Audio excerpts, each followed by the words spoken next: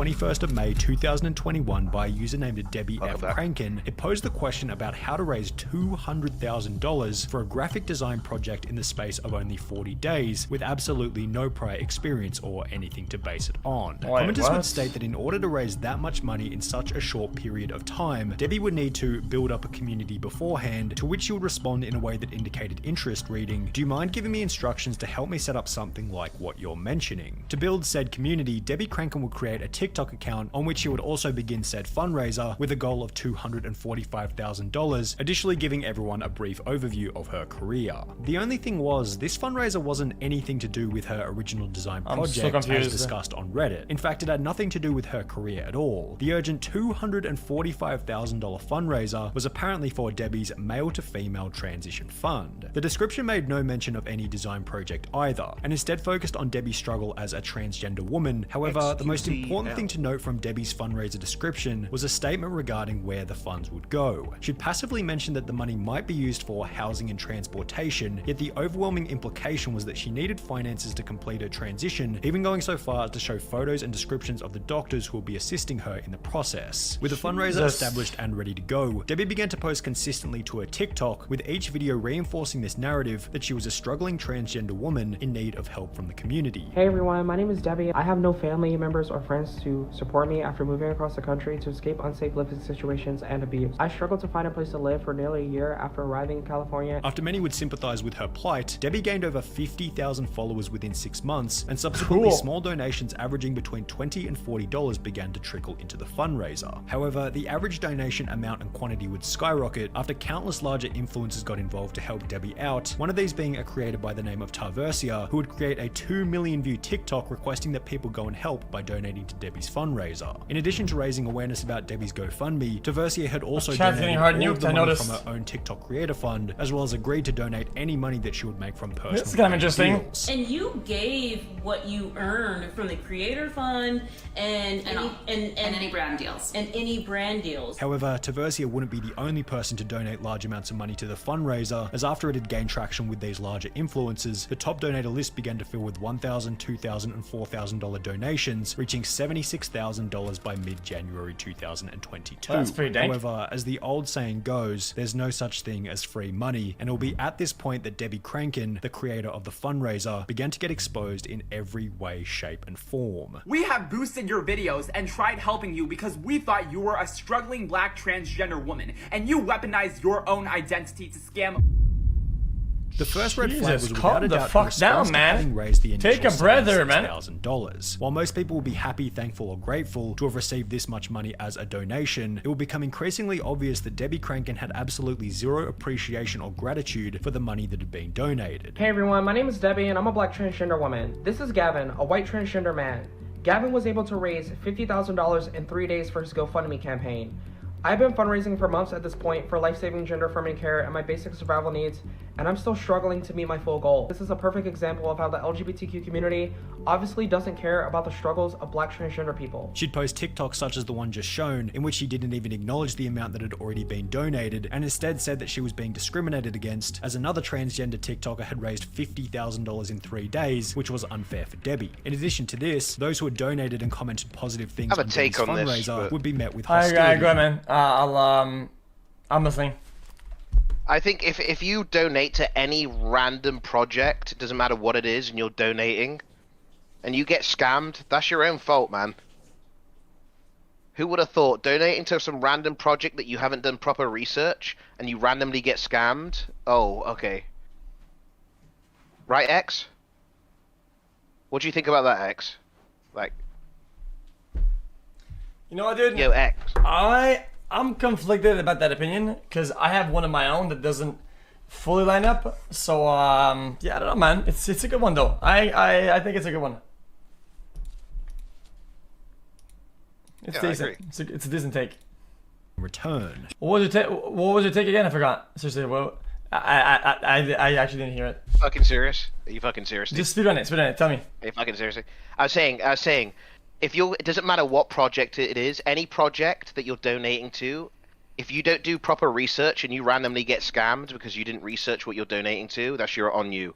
That's not the scammer's fault. You're just dumb and you didn't look into what you're donating to, and you had this idea of, oh, if I just give away money, I'm doing the right thing, right? This is a good thing, right? Okay. I'm a good person. But sometimes Right, people sometimes they have hidden stuff that's actually hidden, right? And you can't do enough research. It's like impossible, you know, until like sometimes the case becomes so big, right, that their real life friends out them, right? So that you would never know unless people that are from their entourage, right? They know because of it becomes big, because it gets enough attention. That's usually like it happens often, where somebody is a certain way, right? And nobody says anything, and it gets big enough that somebody like their old friends, they say, hey, that person, they're not like this, or they're not this, and then boom. Yeah. So in my opinion, if you didn't do enough research, yeah, I get it, but still, GoFundMe and whatnot, if you yoink the money and it's fake, that's literally fraud. That is legitimately fraud. It's a crime. Even when we were nice to you before the information spread around, damn, your dude, you watch a couple trial streams and now you're a fucking lawyer. My request to take action by reposting / sharing the video. Good luck, Debbie. 813 likes, but people still decide not to repost the video on Instagram, Twitter, Facebook, Reddit, etc. Keep fighting, Debbie. I really hope the 586 people that liked this reposted the campaign, but you all never listened to me, so boost. Stop commenting this underneath my videos, and all 485 people who liked this comment and didn't repost, like, stop following me. You've already raised a significant amount of money, and you're berating the people in your comments that are actually giving you positive energy, sending positive vibes your way, and it's not enough. So you're upset with them. It's giving ungrateful. It's giving entitlement. Debbie Crankin would also message to Versia, the girl who had created the 2 million view TikTok for the fundraiser, stating that 2 million views wasn't good enough and that she should have helped out more than she already had. The video that you made for Debbie was viewed What? over 2 million times. This sounds made up. She was still sending you messages, guilt tripping you in a way. Yeah, actually. Which was accompanied by a TikTok on Debbie Crankin's page stating this. No, made up. Has always It sounds made up as in like I feel like at this point, maybe they thought, oh, dude, since the case is getting less traction, let's go crazy balls to the walls, you know, and try to... an extremely problematic creator, and I should have never accepted her request to share my videos or support my campaign. However, things would become even worse when the audience discovered that this $76,000 was less than a quarter of the total amount that Debbie had actually raised. You're going to find out that this person has other GoFundMes. 3 other ones that I actually saw. I don't know if there's more. Debbie's Safe Housing Fund that has $10,000 raised. Debbie's Transition and Survival Fund that was $139,000. Okay, Greek was actually right. People didn't do the research. Dollars raised. This YouTuber going by the name of Life of Liss had discovered 3 other GoFundMes, while another TikToker going by Killermoon discovered that by searching Debbie's name in the GoFundMe search bar, a total of 5 different GoFundMes would show up. I copy, I paste 5 GoFundMes. One has 2K, the other 140K, 65K, 93K, and 10K. How? People continued to search further under the suspicion that she may have even Who even more, donated at this which shit? point they'd find How? another 4 GoFundMes, each of which having different goals. With That's what I'm saying. They deserve to get scammed if they're donating this. I'm glad they did. You say that you have made no progress, but Good. you have 9 different GoFundMes and have raised over $350,000. It totaled out to over $350,000. It's a money glitch. That Deborah was able to raise and actually scam people out of. Now, after hearing that little clip, you might still be thinking, where's the scam? Sure, she raised an absolutely insane amount of money across a bunch of different GoFundMes, yet she had been pretty upfront about where she planned on spending it, being her gender transition, or so she claimed. This is where the story takes a bit of an interesting turn, as it was being revealed that Debbie had raised over $350,000 for a gender transition surgery. Another male to female TikToker by the name of Zaya Persian, who had been through the surgery process, came forward to expose Debbie, stating that a full transition would cost nowhere near the amount that Debbie had raised. Okay, y'all, buckle up, because today we're going to be talking about Miss Deborah Crankin. In every single video she posts, she is promoting her GoFundMe so that she is able to afford her full medical transition. Deborah herself has claimed that her gender dysphoria is too bad to get an actual job. I myself have a GoFundMe for my transition. Just because I'm black and trans does not mean people are required to donate to me. I'm getting top surgery and bottom surgery for less than $35,000, and Deborah has raised over $350,000 and is still claiming that she doesn't have enough. By the way, $350,000 is more than enough for at least 3 different people to fully transition. The more hopeful amongst her audience gave Debbie the benefit of the doubt, Holy assuming shit. that maybe she was going to a celebrity What does this world surgeon. come to? Why are they This so is some expensive? despair. Oh, she's living in Beverly Hills. Maybe she's going to a celebrity plastic surgeon that costs more. However, this was shut down by a different transgender woman named CC Jacobs, who would comment, "Criminal mastermind. First of all male to female surgeries combined would be less than 100k, even if you went to upscale surgeons for all of them." Feeling the heat no from the shot. allegations, Debbie Krenken would clap back against Zaya, stating that she was the problem with the black transgender community. I have not weaponized my identity. This little girl just looks crazy as hell in these videos. You should be ashamed of yourself for trying to tear down another black transgender person for some internet drama clout. And you are the reason why the black transgender community is so divided. You are the one perpetrating hate towards black transgender people. And subsequently, the two would end up in a hilarious live stream argument. I'm working hard. I'm actually doing it out here. I actually have something, a product to show people Working hard, that we worked on for by over the a way. year. And you look like a clown. And you look like a clown. And people are going to continue to support me. And people like you are not going to stop me. Just keep begging, babe. You're a beggar. That's what you are. You guilt trip people. The reason I made a video about you is because you're begging for money for a transition that is already paid for.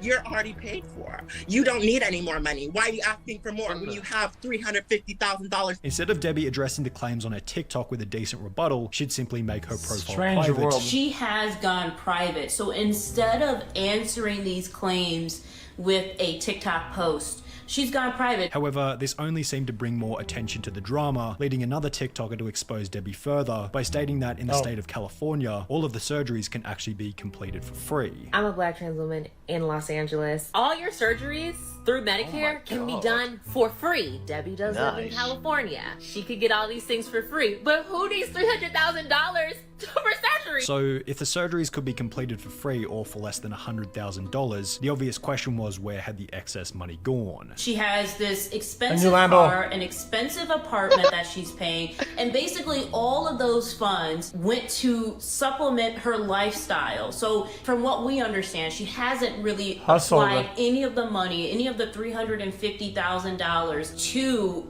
get surgery for her transition. As it turns out, Zaya Persian, the girl who had argued with Debbie on livestream, wasn't finished with exposing this fraudster. The real reason Debbie feels like she doesn't have enough money is because she used the money from the GoFundMe to get a luxury apartment in Beverly Hills that is over $3,000 a month. She's asking for $10,000 for furniture, and she put $7,000 For Beverly Hills, that's on not the end. Audi It's not A5. insane, but it's still pretty She's claiming expensive. that people don't share and donate, that they're transphobic, and they don't like black trans women. After doing a little more digging, Zaya would come to find out that not only had Debbie been renting a luxury Los Angeles apartment, but she had also put a down payment on an Audi A5, the price of which starting at over $40,000 US.